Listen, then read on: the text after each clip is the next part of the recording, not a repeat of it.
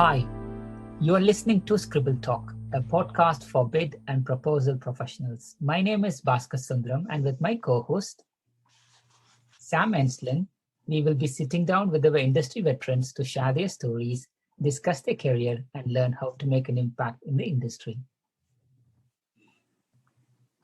Sam, your turn. Oh, sorry. I didn't know how long that was going to go on. Okay, so here we go. Thank you, Bhaskar. So today's guest is the normal co-host for this podcast, Ashley Kays. And she is so awesome that we decided to interview her as one of our guests for this show. So Ashley is currently a senior proposal consultant with AOC Key Solutions, otherwise known as KSI. And Ashley has more than 13 years of proposal experience. She's worked as a proposal specialist, proposal coordinator, proposal writer, and proposal manager. And believe it or not, over the course of her career, Ashley has already contributed to over $6 billion in proposal wins. That's pretty awesome. She has a master's degree in English, and the concentration for that was professional writing and editing. And she also has practitioner level certification through APMP. And as if that wasn't enough, she also was recognized as a member of APMP's 2018 class of 40 under 40. At work, Ashley is a really active contributor to the KSI company blog.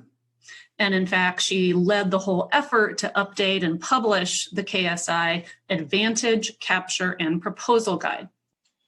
In addition, she has her own professional blog called Proposal Reflections, and that features articles that are aimed at fostering business development, capture, and proposal success in general. And like I said, she's also normally the co-host of this very podcast. In addition to all of these contributions that she's done within the proposal industry, Ashley also used to teach English composition at Northern Virginia Community College. And I used to live in Northern Virginia, so I know exactly where that is. So in any case, welcome, Ashley, to Scribble Talk, and it's great to have you with us. Well, thanks so much, Sam, for that introduction. It's very interesting to be on this side of the questions. So, Ashley, as you know, we usually start out this podcast at the very beginning. So tell us, where were you born? So I was actually born in a small town in Ohio called Xenia. It's right outside of Dayton. And kind of the closest thing that people may know is Wright-Patt Air Force Base. Yeah, that I think we must be separated at birth, Ashley, because I also grew up in Dayton and lived in Northern Virginia for a long time. So Too funny. And tell us about your high school and continuing education. Did you stay here in Dayton? Did you venture outward?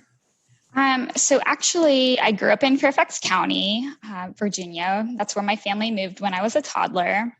I went to high school at Robinson Secondary School, which is pretty much across the street from George Mason University.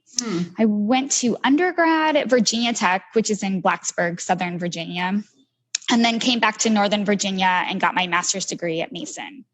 And then just a few years ago, I actually went back to Virginia Tech, their Northern Virginia campus, and got my MBA. Okay, that's awesome.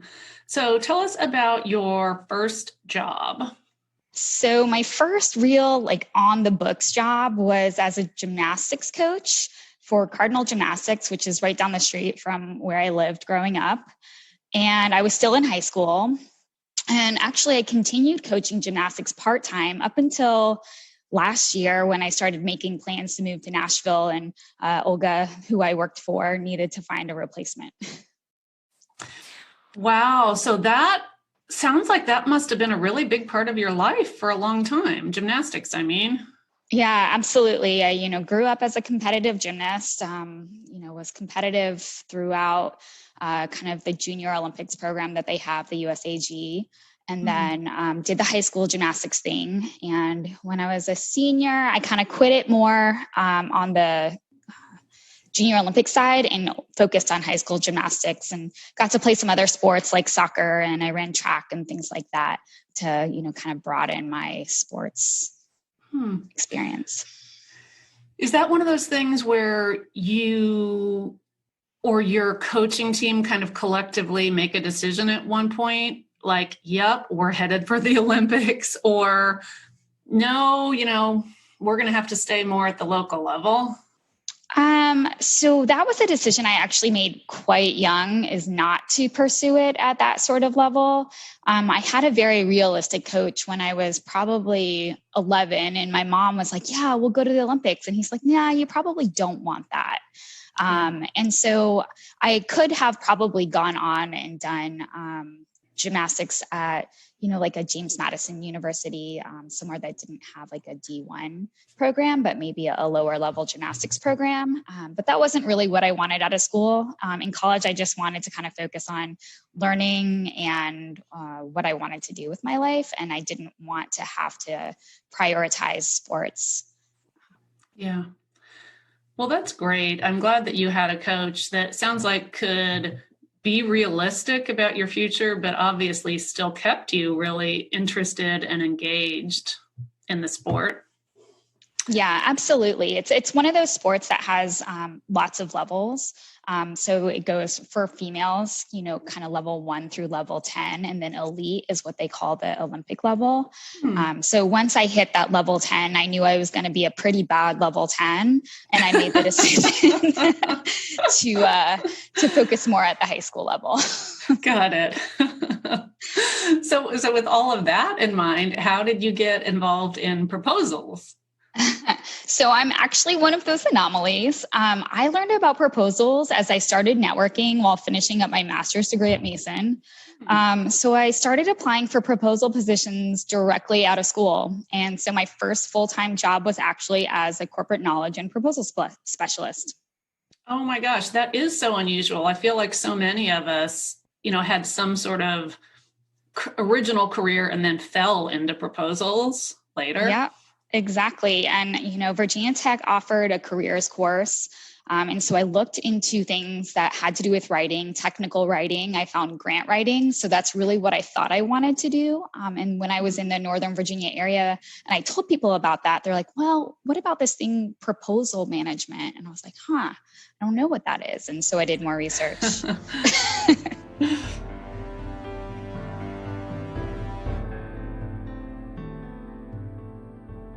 Yeah, that's awesome. So, sounds like that you have done so many proposals over the years. Is there one that sticks out to you as the most memorable? Yeah. So for me, my most memorable proposal effort was one of those horror story proposals. And it was, very early in my career, probably my first year in proposal. So I didn't quite know any better. And it was one of those efforts where the proposal manager left things down to the wire. I wasn't the proposal manager. I was in a support role. And we were making last minute changes up until like way far too close to the deadline. So, we're down to the wire. I'm in the back of an SUV with one of my coworkers. We're stuffing binders in the back seat, boxing up this response. We get on 66, standstill traffic. We have to submit like really soon. So the driver gets on the shoulder. We're speeding down the shoulder. We're stuffing binders. I'm getting nauseous. We get there with like minutes to spare. We actually submit on time, but I'm throwing up in the parking lot. And, I don't remember if we won, but I'm pretty sure we didn't. It was pretty terrible. Oh my gosh. That's one of those things that like you hear about, but are never sure actually happens. So, yeah. Oh my gosh, you are living proof of like the worst type of, worst level of proposal organization. Absolutely. So with experiences like that, like what has kept you passionate about proposals, or perhaps also what got you passionate about it in the first place?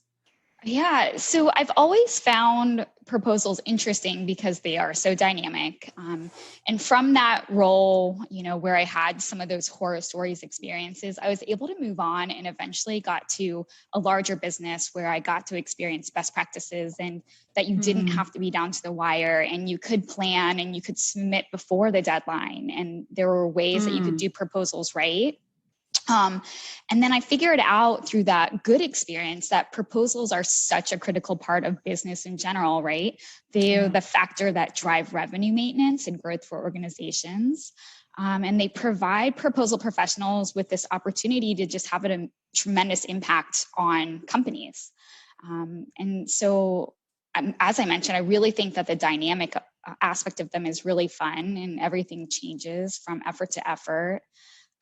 So it's always interesting and there's always something to learn. And, I love learning and I love that I get to learn something new on every response. And also, with my gymnastics background, I'm pretty competitive. So I kind of just like winning. So that helps too. Oh, that's awesome. Maybe you have given us a secret new idea for recruiting our next proposal professionals. We're going to start tapping into the gymnastics programs around the country. Absolutely. Ashley, what are 3 things that not very many people know about you? So I think this question is so tough for me because there's not a whole lot that I think people don't know about me. I guess I'd have to say maybe one is that, even though I prefer English and literature as subjects in school, typically I test better in math. Like on standardized tests, I always do better on math for some reason. Interesting. Yeah, it's bizarre. And as a gymnast, I love gymnastics and I've been fascinated with watching the Olympics, since I was young. So in 1996, I had the opportunity to meet the Magnificent Seven, and they were the first ever women's gymnastics team to win the Olympic gold medal for the U.S. at the Atlanta 1996 Olympics. So that was, just so exciting for me as a young girl.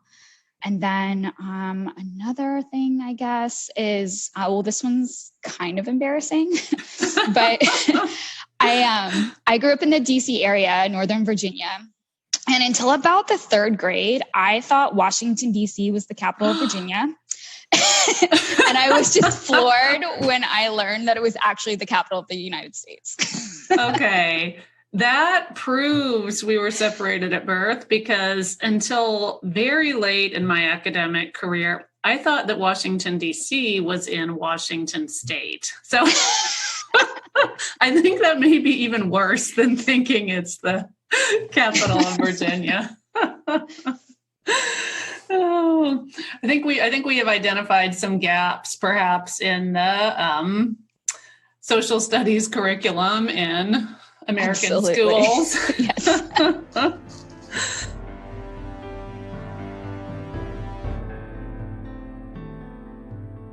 So let us pivot for a second and talk about APMP for a little bit. So when did you first become an APMP member?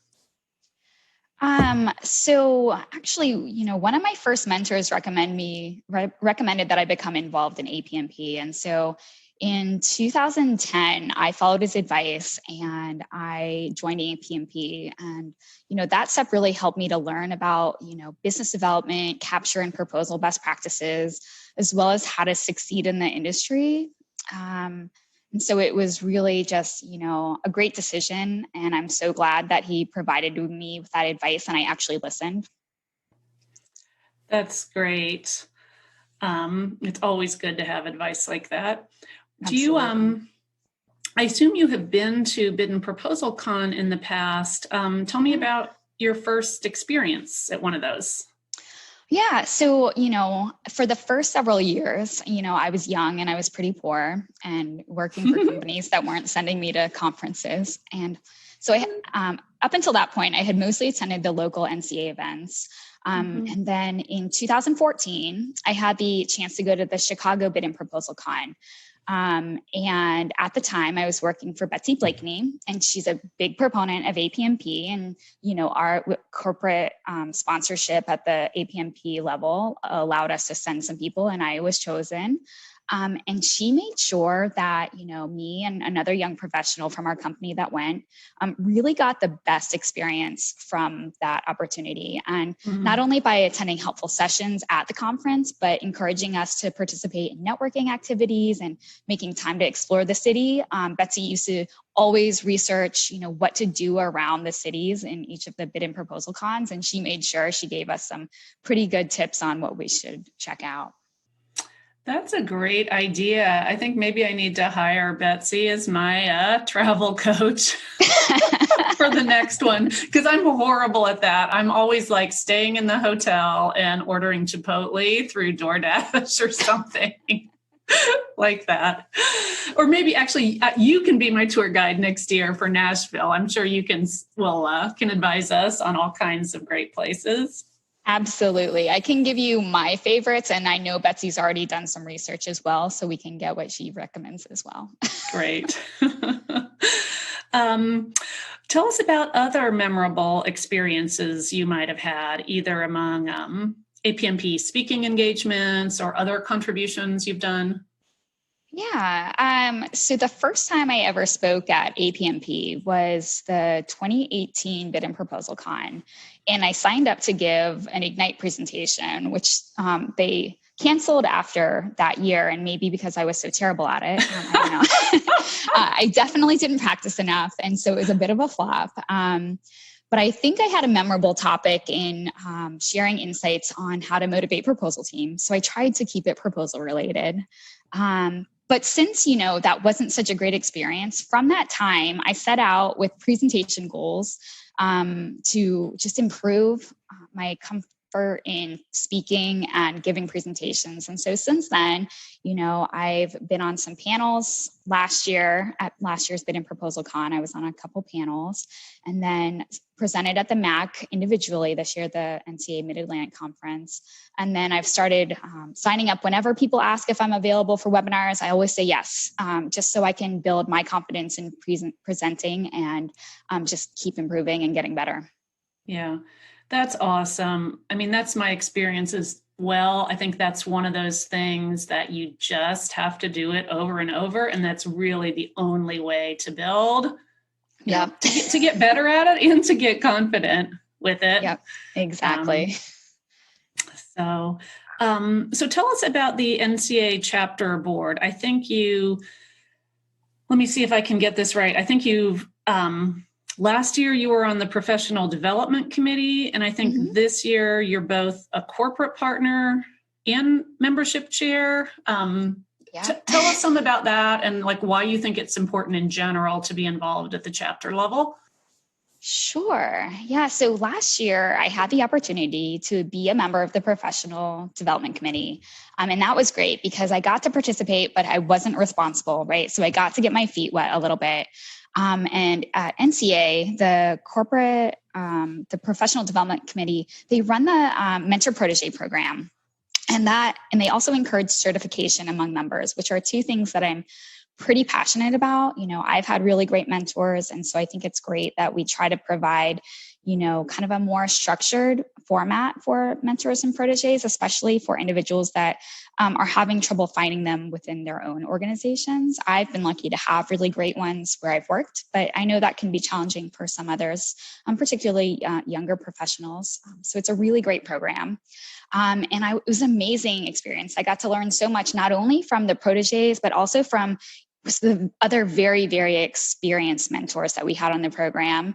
I got to meet Dennis Green, who established the APMP NCA chapter. He was one of our mentors and still giving back. It's amazing. And just many other amazing professionals in the industry. So that was great. And so that gave me the confidence to kind of run this year for another board position. And so I had actually signed up, it was maybe marketing would be fun. And, they were like, well, actually, we have these other positions that are open and we're going to merge them because, we think that you can handle both as kind of one. And so I was like, sure, whatever I can do to get involved. So that's kind of how I became the corporate sponsor and membership chair. And it's been really rewarding so far. I get to connect directly with our industry partners and members and make sure we're providing support in the best way possible. And that's particularly important during this pandemic, right? Because a lot of our partners are maybe struggling with business, and they're also running promotions to try to help out industry. A lot of the vendors are providing discounts so that people can thrive better during these times where everyone has to be remote. So they're doing so much, and we want to make sure that we're doing what we can to help them, to the best of our capabilities. And then in general, just being involved at the chapter level, whether you want to be a board member or you just want to volunteer to help out at a, local event, or just, attend the local events even, it's important because it provides that opportunity to kind of just learn from others that are in the same area and industry as you. And it really helps to make kind of lasting connections with people that understand our business, and they can serve as a resource, when you have problems or challenges or issues, and you can serve as a resource for them as well.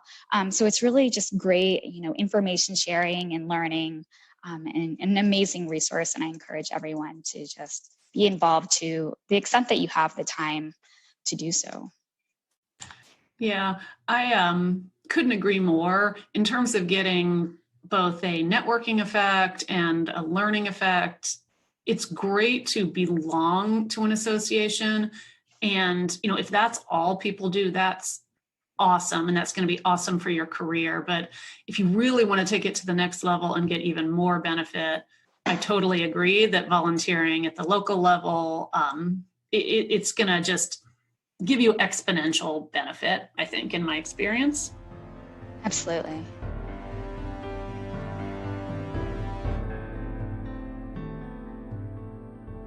Ashley, what do you like best about consulting?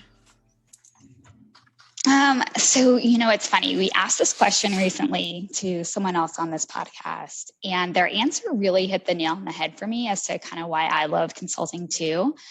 And I can't remember who gave that answer, but for me as a consultant, I can go in and I can help a company to the best of my ability and really positively impact their probability of win. And then I get to leave. And so no matter how much organizational drama is going on, or how messy their, corporate politics might be, those things can be a headache for maybe 30 or 60 or maybe 90 days. But when it's over, that stuff isn't going to impact me long term. And so it allows me to help multiple organizations and work on projects of different types. I'm not stuck working on all IT proposals or all base ops proposals. I get to work on a variety of different companies and a variety of different types of products and services. And so that variety is also really cool as well. Yeah, that's a great perspective. I love everything you said, especially about being able to bring value to, multiple different companies. And, you're not only not necessarily getting dragged into internal politics that we can see sometimes, but I'm sure when you're at a company, you're a breath of fresh air because you're not necessarily tied into that. And you can just come in, focus on what needs done, and, not be encumbered by those issues the way that, those of us who are in-house staff can sometimes be. That's just the reality of life.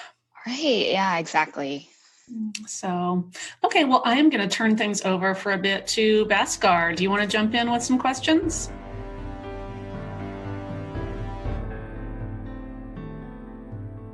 Yes, I mean, it's so interesting to question Ashley. So,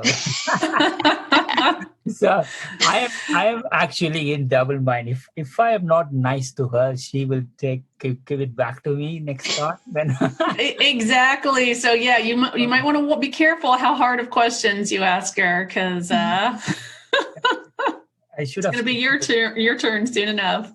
I know. I should have maybe started with my round first, and then let's make her happy. So Ashley, I know when we had like 20, 25 episodes so far, Ashley. So if you could transport back in time to interview one person from the past, who would you choose and why? So I'm not going to pick someone from our podcast because, I would interview all of them. I couldn't pick just one. But if we could interview someone else for this podcast from like history, I wrote my master's thesis on this really cool journalist from the turn of the century. Her name was Winifred Black. And she was this fiery, redheaded woman who commonly wrote under the pen name of Annie Laurie. And she just seems like the type of woman I'd want to sit down and have a cocktail with. She was so far ahead of her time, and she covered stories that women typically wouldn't cover at that time. And she really was an early trailblazer for women journalists. And I find her so fascinating, and I find it more fascinating that she doesn't have a lot of stuff written about her. So I would just love to go back in time and interview her and just have a conversation with her. I think that would be fascinating. That's very powerful. So definitely, either most probably we will also go to her place soon. And then we all are here at some point, we all will be leaving. So at that point, Ashley, I will find you and let's interview her. Absolutely. So I know you recently had a little dog, that's Blue. So if you could ask Blue anything, what would you ask him? Yes. So we got Blue last Friday. And so by the time this is posted, it's going to be a little while ago, but it's been really fun watching him get comfortable in his new home and opening up. But he has some deep-seated fears of cars and strangers and a little bit of men. So I would ask him what happened to him previously that made him so anxious. And then I would let him know that, we're here for him and we're never going to let that happen to him again. And so maybe that would help him come out of his shell a little bit faster. But it's just so sweet when he lets his guard down and you see his little puppy side come out. And it's so warming to my heart. So I would just want to make him feel, more comfortable and more at home and let him know that things are going to be okay. Hey, Ashley, tell us about where you found him or where you guys got him. So I can't remember which rescue we got him from down here. We pretty much applied to all of them. Right now during the pandemic, everyone is bored. And so everyone wants to adopt a dog. Oh my gosh. Okay. So we just put in application after application after application. And finally, this lady, Nancy, got back to us and she said, Blue has a couple of people, interested in him, but we'll put you on the list. And so we kept looking and we were just keeping our options open. And finally she was like, yeah, so he had gone on a trial. He didn't work out. So do you want to meet him? And we're like, yes, absolutely. So we met him and fell in love. And so we brought him home that day and, it's been great. So, what does he look like? So he is a mix between a shepherd and a pit bull and a lab. So he's kind of like really muscular, like a pit bull, but he's got a little bit of a softer jawline. So it's like a mix between the pit and the lab. And then, he's got the kind of coloration. He's a little bit brindle, and then a little bit of the shepherd's slightly longer fur mixed in with his kind of lab coat. So he's a fun combination of, a bunch of different breeds, but he's beautiful. Oh, I love that brindle color. Yeah. Yes, Ashley, I think with this isolation, when I think, it does affect people's psychology a lot, staying indoors. At least we can speak, and even if it's challenging for us even to open our mouth and share and ask for help. Imagine, little pups like Blue, right? I mean, like they don't, they can't explain how they feel, what they do, and we need to put that extra effort to just go for it. I mean, like, to his life, I mean, you are, I think people say that, right? I think you will be something special for him, I'm sure. Yes. And he'll be the same for us as well. He's really going to be a big part of our life, I can tell. That's great. So Let's go a little bit. So you grew up doing gymnastics on a competitive level. You know, can you tell us 3 similarities between gymnastics and proposals? Okay. So the first similarity I would say is that both require tenacity and grit. So to learn a new skill in gymnastics, it takes, breaking the skill down into pieces, practicing drills, and then falling down and failing repeatedly until you finally master the new skill. And to get a proposal out the door, it also takes kind of a tenacity and grit sometimes. We're often faced with obstacles, incomplete capture plans, inexperienced proposal teams, uncooperative SMEs sometimes, challenging requirements, fitting 100 pages of PWS into 10 pages of proposal response, and more. There's just, you never know what challenge you're going to face. And so you kind of have to have that tenacity and that grit to know how to overcome those challenges and work around those barriers and work with your team to submit a compliant, compelling, and winning response. So that's one I would say. The second similarity, I talked about this a little bit earlier, mentors are so important, right? And so in gymnastics, you have to have a really great coach. So they teach you how to be your best self, to capitalize on your strengths as a gymnast, and to help you work on your weaknesses. And in, proposals or in the world in general, it's, important to have mentors that can help you do the same thing. They can help you understand, what things you need to work on, what things you're really strong at, and you need to make sure you capitalize on those strengths and pursue those types of roles. And then, really help you to grow and become, the best of your potential. And so both require kind of those great coaches or mentors. And then I guess the last one has to do, it's sort of like the first one, but kind of failing gracefully. Competitive people want to win all the time. And, I mentioned I love winning. I also hate losing. So in gymnastics, you have to learn how to do that without,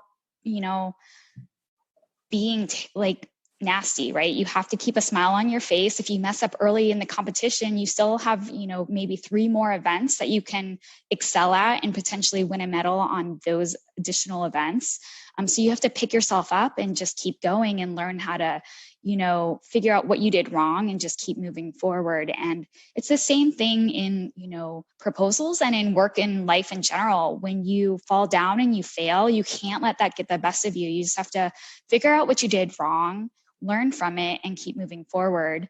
And then, you can just always have that perspective. So I guess those are kind of the 3 biggest similarities between the 2.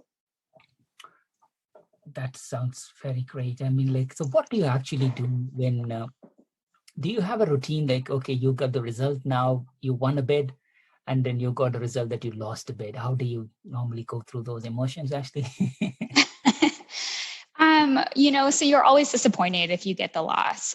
But I think it's really critical, whether it's a win or a loss, to reflect on how well the effort went, what you could have done better, and what you're going to keep doing that went well moving forward. And then I think it's also important, with gymnastics, you couldn't always go to the judge and be like, hey, what was wrong? Usually your coach could tell you.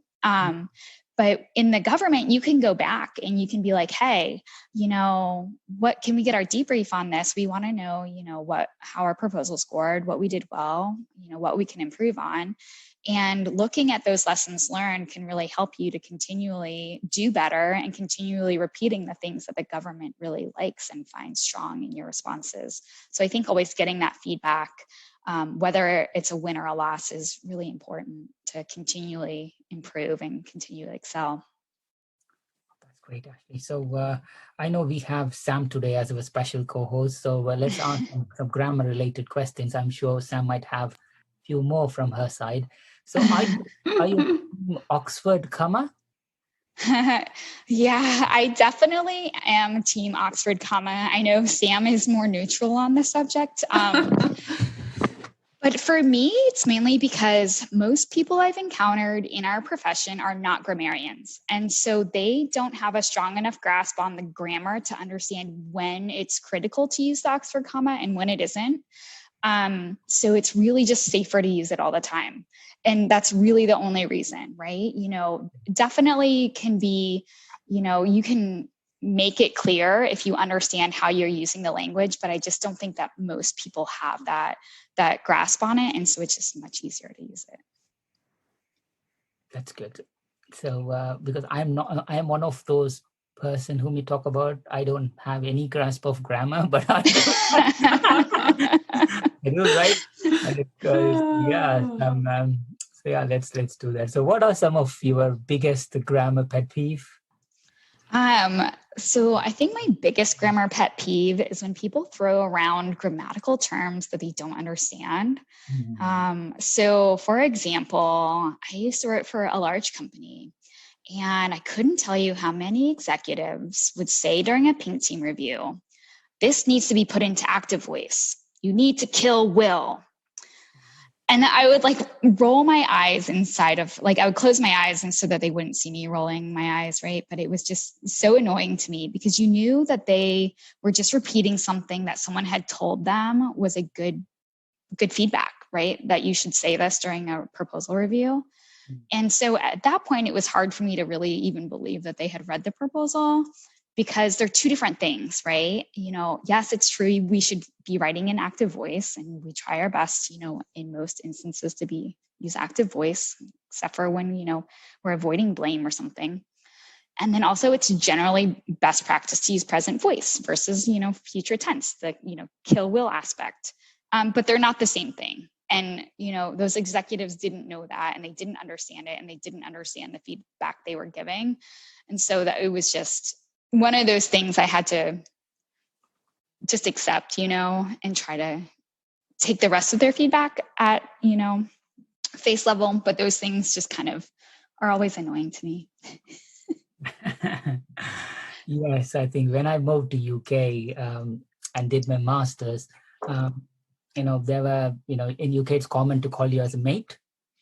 So I remember during the first week, one of my boss, he called me, mate, do you want a cup of tea? I was very quiet for a day. Then I didn't understand. And he said, my name is Bhaskar. Why is he calling me mate? Getting understanding even the colloquial terms. You might know that you know English because you have studied it for a long time at school. But then you come back, then you visit US or Australia or even Canada, then that's a different type of English over there, Yes, absolutely. It's kind of, it's always a learning there. So yes, for sure. Sam, do you have any grammar questions or any grammar curious things for Ashley? No, but I will say that I have observed the same thing, Ashley, when people are like, here's a proposal, please put this in active voice and make sure the tone of voice is the same throughout. And I'm kind of like, yeah, got it. And there's always some validity in what they're saying, but at the same time, sometimes I think that's just like some words that people learned at some point that you're supposed to say about proposals. Yes. And yes, like you said, there's a place for active voice. There's a place when it's not appropriate. So, the message I think really with that particularly is make this active when it makes sense and it makes the language more clear and more straightforward. But there's some sentences that work better in passive voice, and there's no sense in forcing them into active. And often you can change the meaning by doing that. So absolutely, it's kind of a delicate balance. Wow, that's a masterclass there. Yes, I'm sure there will be people will be asking, oh, by the way, what's an active and passive voice? So yeah, I will leave them to Google it and find information.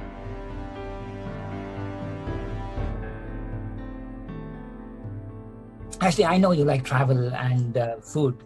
So let's understand a little bit. What's your favorite type of travel holiday? So I really love just being able to travel and explore with no kind of set agenda. And I've always made it a point to take advantage of chances to travel. So if I have a friend who's like, hey, do you want to go on a trip? I try to say yes, I can make it possible as much as I can. And, I've had the opportunity to travel to Spain in my early 20s. And I got to experience, Pamplona and running with the bulls from outside the fence. I promised my boss I wouldn't get impaled. And I recently had the chance to go to Australia, which was really cool. And what I found cool about Australia is that I feel like culturally it's very much like the US, but just climate-wise and landscape and, the animals there are obviously really different. So it was just interesting to be in somewhere that like felt so much like I was at home, but there were just, different scenery that I don't see, right? So it was pretty cool. That's brilliant. Ashley, I need to get again some tips from you because I'm a pretty bad or shy traveler. So we'll talk about this more offline, but I do have one specific question. How do you manage the long flights? Because I went to our APMP bid and proposal con in Europe this year, and I did okay on the way there, but on the way back, I was just a mess. I was so claustrophobic in my seat. I could not sit still the whole time. How do you handle those long flights? So I bring lots of things to do, right? So I always have, a couple books on the Kindle. I always have, you can download movies onto like an iPad or something in case the in-flight stuff stops working for some reason. That's always a panic. But I, try to watch a few of those. I bring work sometimes, so like if I just want to get some work done on the long flight. And so I just kind of try to mix it up. And then the other thing is like melatonin and other sleep aids to try to help you sleep a little bit, and having a really great travel pillow can help. And I'm pretty sure. So I never feel claustrophobic, even in, the kind of the tighter spaces. And so I'm lucky in that aspect. I know Kevin struggles a little bit more, especially when we can't upgrade or anything like that. But because I'm just a midget, basically, I don't get the claustrophobia. And also just finding a way to stand up every once in a while. I always try to pick aisle seats so that I don't bother the people. Yeah, definitely. Yeah. That's great. So, if you can go to a past or future, because you mentioned that you've been to Spain and now recently you've been to Australia. If you go back to a past or future, where would you stay and why? So I want to go back to England. I haven't been since I was very young, and I have cousins there still, and some, I think, aunts and uncles still alive, or at least their spouses. So I think it would be really nice to go back and see some family. My mom's from Norwich, and so it's, just a train ride away from London. And then just getting to explore a little bit, because I have these memories of what I think England is like, but I was seeing it from the eyes of a child. So it'd be very interesting to see how things have changed. I've been other places, in Europe since then as an adult, but I would really love to get back there and, see everything from my adult perspective now. Yes, Norwich is beautiful, and I don't think you will find much of it changed in the past 20 years. That's what I'm told. So you'll be perfectly fine, and that's a beautiful place as well. So that's great. So again, you know what? I know this is past and future. You have visited a few more places. What's the coolest place that you ever traveled? So the coolest place. So Australia was beautiful, and I think they have the kind of the coolest animals with, kangaroos on the side of the road. They're kind of like their deer in Australia, and so that's so cool. And apparently that you can see koalas in the wild as well. We never saw them in the wild, but we did see a bunch of them in their nature preserves and whatnot. So that was really cool. I got to see a few different places in Spain. I mentioned that previously too. And so I think that was really interesting to kind of see, the differences between Ibiza and Pamplona and Madrid. So that was really a fun experience. I've seen a little bit of Italy. My brother's wife is from Naples. And so I went in my 20s as well for her sister's wedding, and being able to experience, an Italian wedding, and how, similar and how different kind of, an Italian wedding is to like your traditional American wedding was really cool. And getting to see, we did Rome in a day, which is definitely not enough time. But it was a really cool experience as well. And I also really loved, so I just love everywhere. I don't know, I can't pick one. I really loved Scandinavia. I went there for an MBA trip, and we got to see Sweden and Denmark and Finland, and just a bunch of different businesses from those areas, and the work-life balance that all the employees can maintain, and how different that is compared to the US. I was ready to move. But then you also learn, you have 80% taxes or something crazy. So just a different sort of thing. But yeah, I don't know. I just love everywhere. I don't think I can pick one. Sorry. Ashley, tell us a little bit more about what that work-life balance looked like. I'm sure all proposal people in particular would be curious about that. Absolutely. So the one that stands out to me that is a good vignette to explain how they feel about work-life balance. We went to go visit IKEA. And we had employees from IKEA. They came and they talked to us and they showed us around.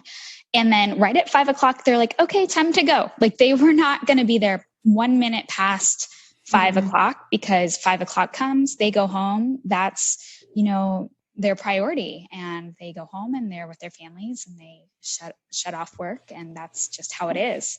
And it was just so different than kind of what you might experience in the US in the similar situation where, they wouldn't be as rigid with, work time's over. Maybe we'll stay a little bit longer, 5 extra minutes doesn't matter. But for them, it was really just a priority to go home, be with their families. And it was pretty amazing. That's really interesting, because I've experienced something a little bit similar during this coronavirus pandemic situation.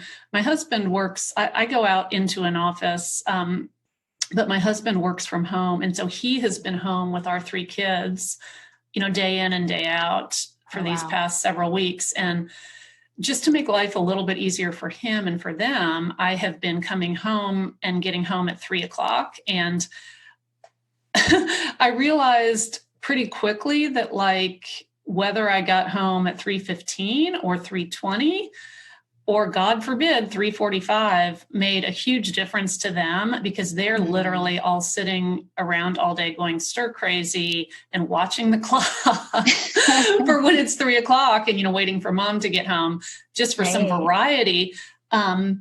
So having that kind of hard deadline, I set an alarm on my clock at 2:30 where it's get ready to go home. And then I have another alarm at 2:45 where it's really, seriously, get ready to go home. And I'm very close to home. So I can, bolt out of the door and literally run to my home and be there in about 5 minutes. But so what I've found with that is that I've had more time and have enjoyed spending time more with my family in that extended evening, if you will. Yeah. And I honestly think it has made me more focused at work. Like I get in here and I'm like, I cannot mess around. I got stuff to do because I have to leave at 2:55.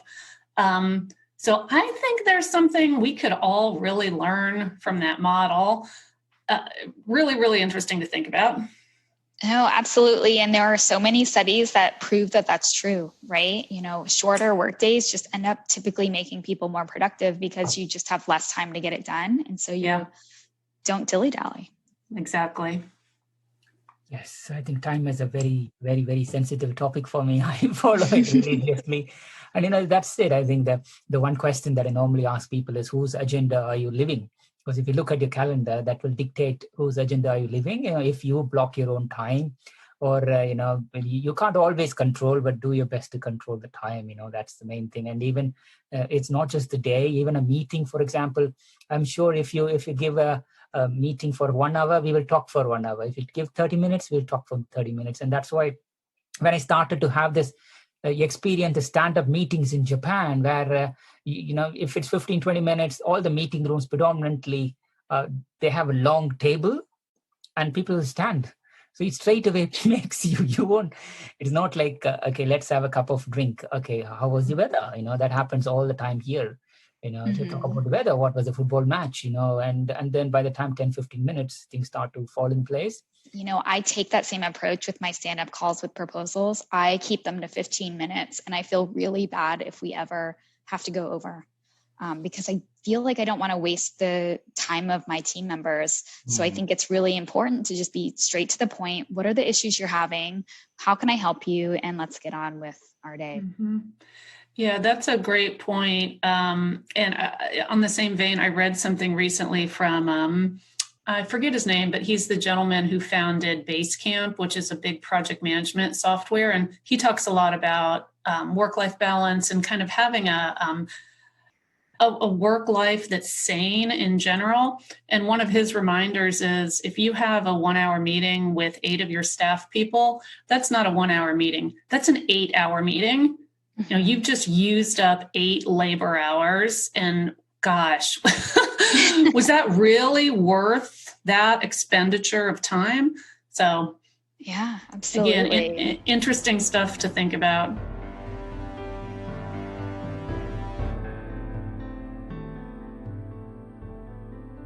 What's your favorite place to eat in Nashville? Let's start from there.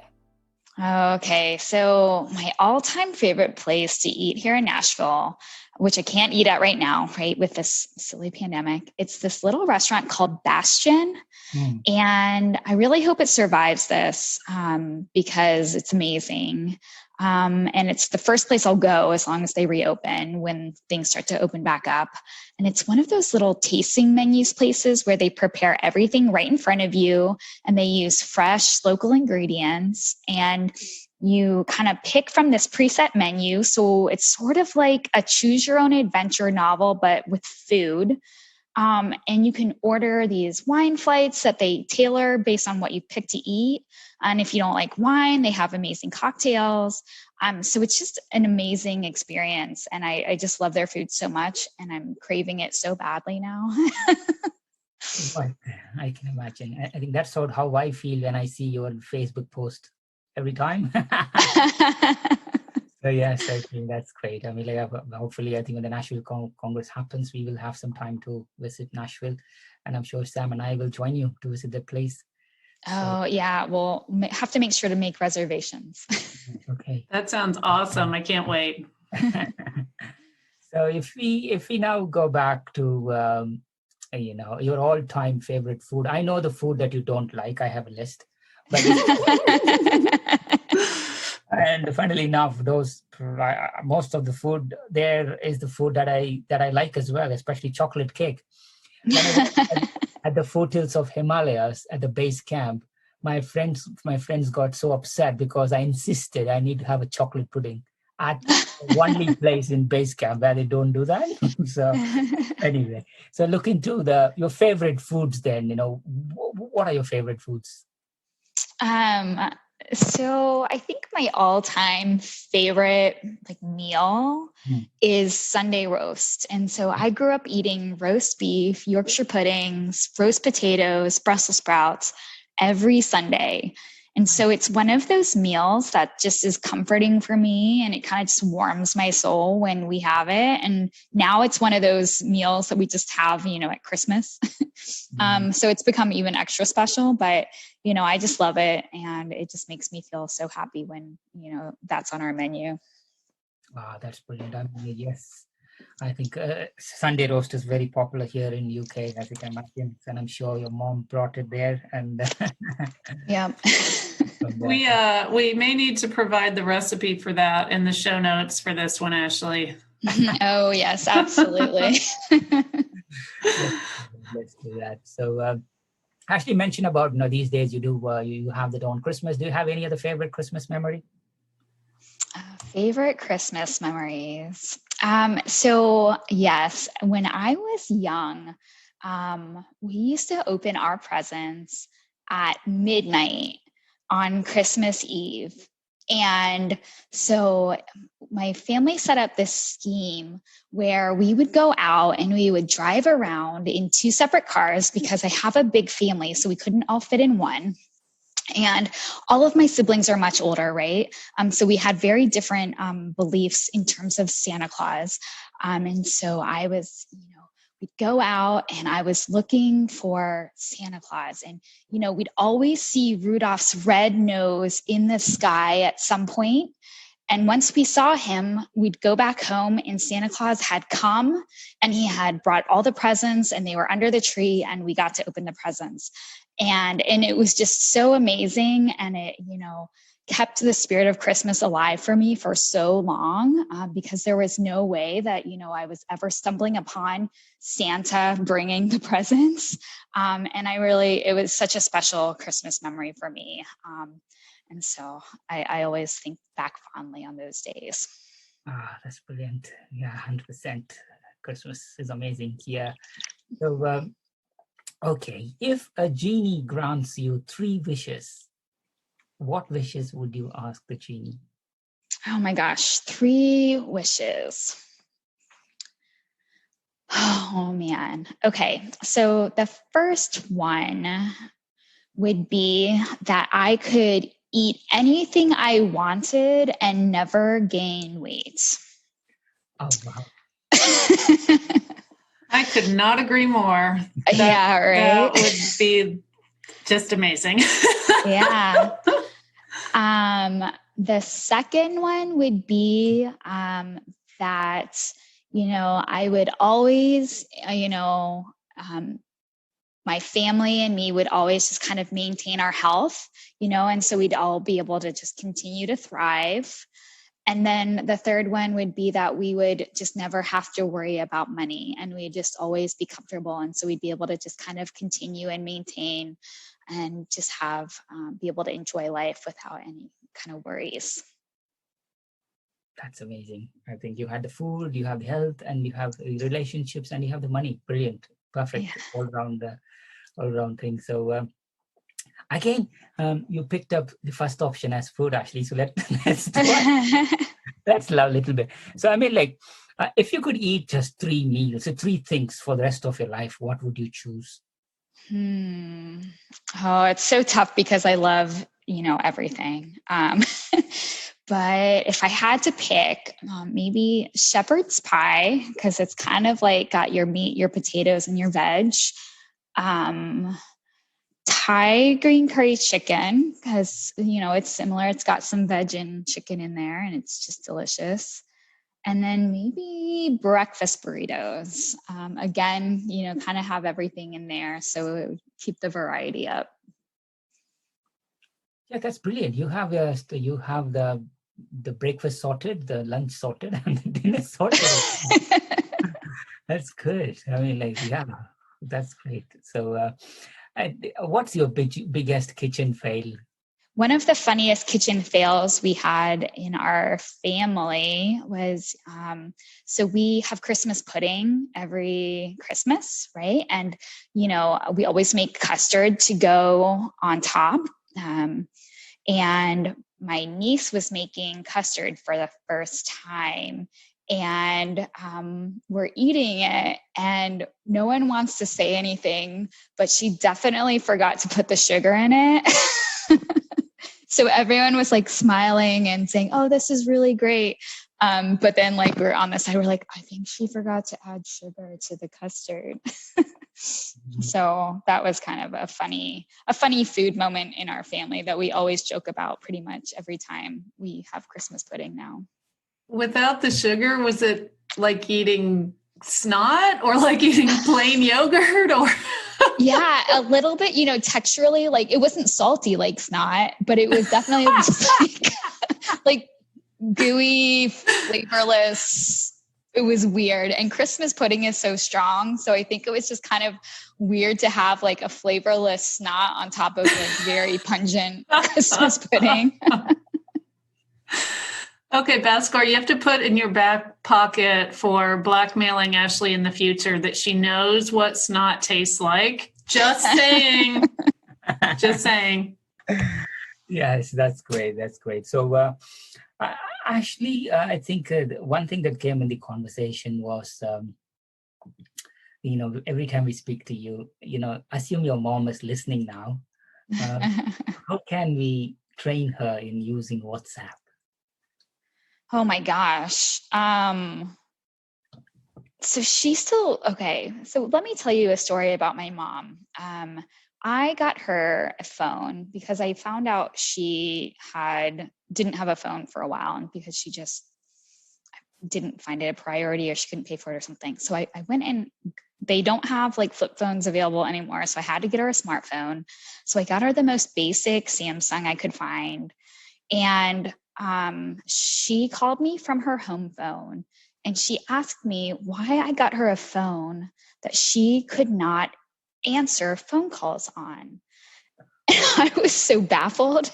And it's because I never showed her how to swipe to answer the call. And so I had to go over and show her how to answer phone calls. And we practiced a few times.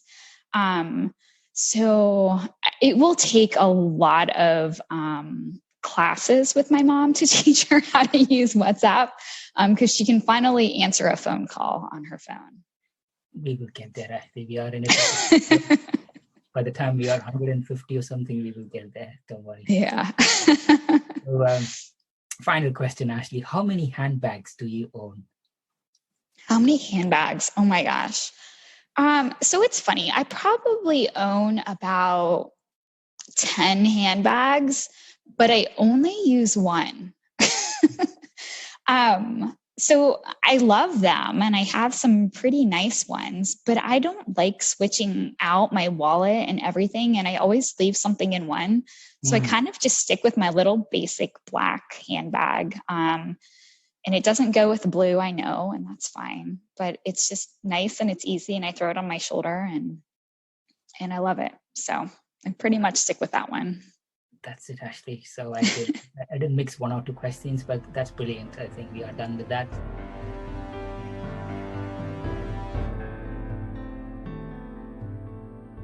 Looking back, Ashley, I mean, so many people came into life. You've traveled a lot. AOC, previously, Kaki. So, who are you most thankful for in your life and career? Oh my gosh. So I've been really lucky to have some great mentors and I've been able to learn so much from them. And they've allowed me to shadow them and to ask them for advice and to listen to their feedback. And, I've been able to apply their recommendations to grow. And, hopefully, I've done that well. They would tell me, I hope, if I still need to work on some of those things. And I'm going to miss so many. I'll try to rattle a few off. And if I forget someone, I'm really sorry. But some of the big ones are Jim McGurk. He was one of the first consultants that I met, and he introduced me to Eric Gregory, who's become a major impact in my life. Greg Wilson and Kristen Dufresne and Betsy Blakeney, all from CACI. And then also, David Dickerson, who I knew from CACI, and he took a chance with me in a kind of a leadership role at CGI. So all of these individuals really have made a huge impact and helped me to grow. And so I appreciate all that they've done. And there's a ton more. All of our leadership at AOC Key Solutions, they've been tremendous and encouraging and helping me to find ways to grow as a professional. So I just appreciate all of them and everything that they've done. And then I guess in my life, my family has really shaped who I am today. My mom really fostered in me a really strong sense of independence. And my dad was always just that really supportive one of any choice that I made. He gave me the freedom to kind of make mistakes in college without judgment. And he let me choose the path that I thought made sense for me. And I had a bunch of siblings in my ears telling me I was making dumb decisions and blah, blah, blah. And, I really kept listening to my dad, who was, very open and just allowed me to the freedom to make the choices that I thought were going to be the best for me. And so I really appreciate that. And so between the two of them and all my siblings, all of that unsolicited advice that they gave me, they all really helped shape me into the person that I am today. So I'm really thankful for them. Oh, that's brilliant. A perfect life and career so far. Actually, wish you the same for the foreseeable future as well. So what advice would you give someone wanting to pursue a career similar to yours? So I've mentioned this a few times, I think, but the most critical piece of advice I would give is to find mentors and learn as much as you can from others in general. So whether it's what to do or what not to do, you can always learn from others and just keep on learning, right? You're never going to reach a point in your life where you can't learn something new. So just be open to that opportunity and always look for those places to learn and grow. And I think that will really help to make sure that you become the best of your potential. And I think another thing that really helped me was being able to work for both large and small businesses to get those differing perspectives.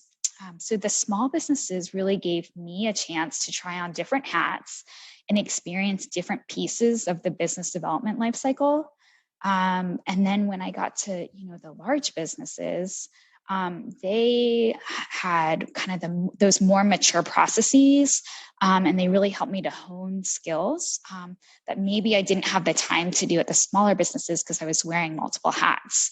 And so I learned how to develop really high quality content, and kind of taking what I learned from both of those different perspectives, I really think it's helped to kind of make me a little bit well-rounded in terms of skills and capabilities. So if you have the opportunity to do that, I think it's really helpful and beneficial in terms of, figuring out how to hone those skills. That's brilliant, Ashley. Definitely mentoring helps massively. Absolutely. So we are in these COVID times, Ashley. So what have you observed lately that reminded you that people are good?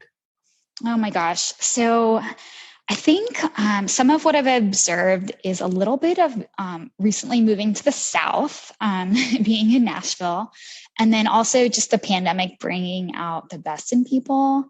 But recently our neighbors have dropped by, freshly baked pound cake and bread and cream puffs, and they just drop it on the porch and they say, check your door. It's so sweet and it's so nice. And it's just little gestures like this that make sure that, others are doing okay, and just to let people know that they're thinking about you and things like that.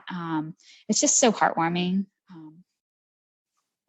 That's brilliant, Ashley. And I just want to take this opportunity to thank you for joining me as a co-host on this. The amount of time that you have given on this, I wouldn't be able to do this without you, and you, Sam, as well, for joining. Sure. Grateful. Yes, thanks, Bhaskar. Yeah, the podcast has been so fun, and I'm so happy that you invited me to be the co-host and thought of me.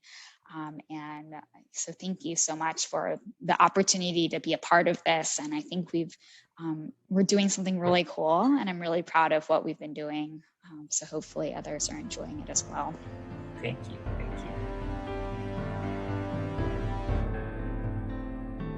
wanted to piggyback on a question that Bhaskar had just asked. He was asking, what advice would you give to someone else who wanted to pursue a career like yours? Is there any advice you would give to yourself looking backwards? Yeah. So we're going to get kind of personal here. If I could go back and tell my younger self anything, it would be to focus more on staying in touch with my family, like earlier on. So I'm better about it now. But I lost my dad when I was 24, and it was really sudden. And I have, some regrets surrounding that lost time and those lost opportunities.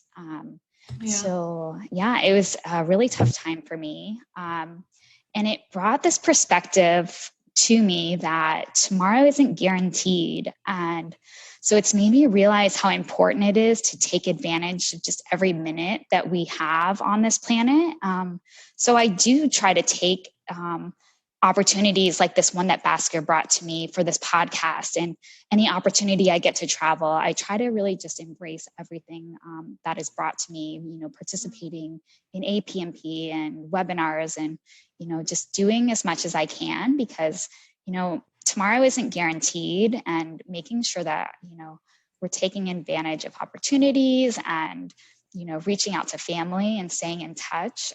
It's really important. And I wish I had learned that a little bit earlier, because I think the earlier years of, between 20 and 24, I would have done things a little differently.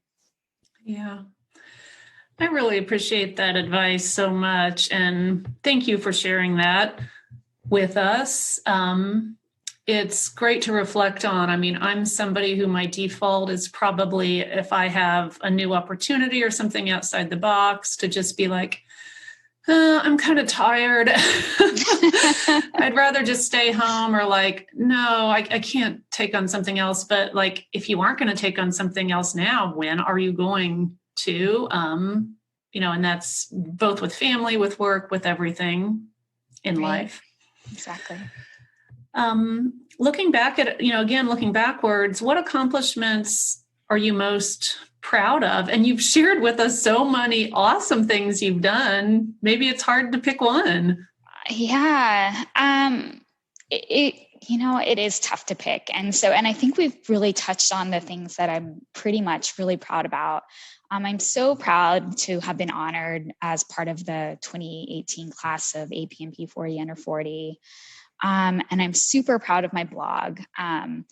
It is something that I started out to do. It kind of flopped at first, and then I just, got more consistent with it about 16 months ago. And I've been able to keep it going, one post a week. And I'm proud that I've been able to keep up that pace, even with the podcast and work and, everything. So I'm really proud of that. I'm really proud of the KSI Advantage Capture and Proposal Guide and how that's turned out. And it really makes me proud when we get good feedback from people who've purchased it. And I'm hoping to use that for my, professional certification. So the fact that we're getting good results really helps with showing how that's improved others. So I'm glad to see that for sure. I'm so lucky and I'm so blessed that I've had these opportunities. I'm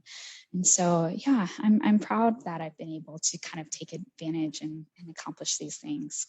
Yeah, that's a good one. I mean, gosh, anybody who has tried their hand at blog writing knows how hard it is to be consistent. And if you've been writing one a week, that is huge. You should definitely be proud of yourself. And we mentioned this earlier in the episode, but Ashley's blog is called Proposal Reflections. So if you just Google that along with her name, Ashley Kays, her last name is spelled Kayes.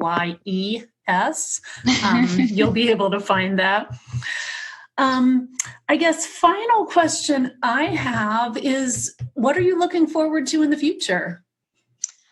Oh my goodness. So I am so looking forward to being able to travel again and to be able to see friends and family. So now that I'm in Nashville, I don't have many that are so close anymore. And so just being able to see friends, see family, share meals with people. It's these little things that I feel like I had taken a little bit for granted previously. So if there's one good thing that has come out of this pandemic, I think that it's, an appreciation for those things that I think I took for granted before. And I'm going to enjoy them even more now when we're able to do those again.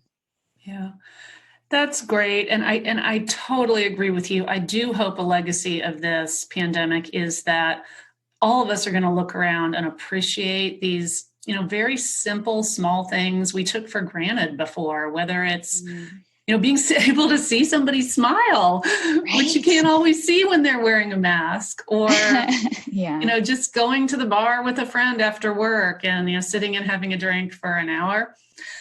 And what Bhaskar said, that's more important now than ever, just looking for the good in people.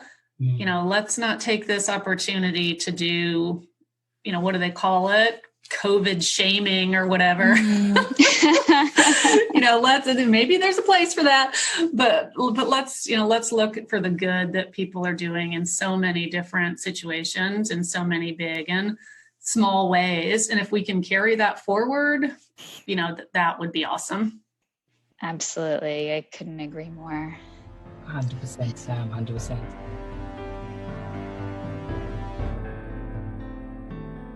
So, Ashley, is there any part of your life or career that we haven't touched so far, Ashley? No, I'm going to take the answer that all of our guests seem to say, and that, I think we were pretty comprehensive. Ashley, I'm going to repeat what I normally repeat to our guest. So thank you so much, Ashley, for your time, not just on this episode, but every single episode. I know our average episode takes like 90 minutes, and the time we take to coordinate, time to edit, time to post, it's a long cycle for us. But thank you so much for everything you have done so far and for the upcoming episodes as well. It's been a privilege to have you with us at Scribble Talk, and you will continue. So wish you all the good health, happiness, and please continue to inspire the bid and proposal industry colleagues. And thank you, Sam, for being part of this show as well. Thank you, guys. It was so much fun. Yes, thanks you both. To our listeners, thank you so much for tuning in. Please visit batchyscribble.com/podcast to listen to this episode and check out any of our other previously recorded episodes. If you've enjoyed today's interview, don't forget to subscribe, review, and share the Scribble Talk podcast. We hope you'll check out our next episode where we interview another industry expert and special guest. Until then, it's Ashley Kays, Bhaskar Sundram, signing off.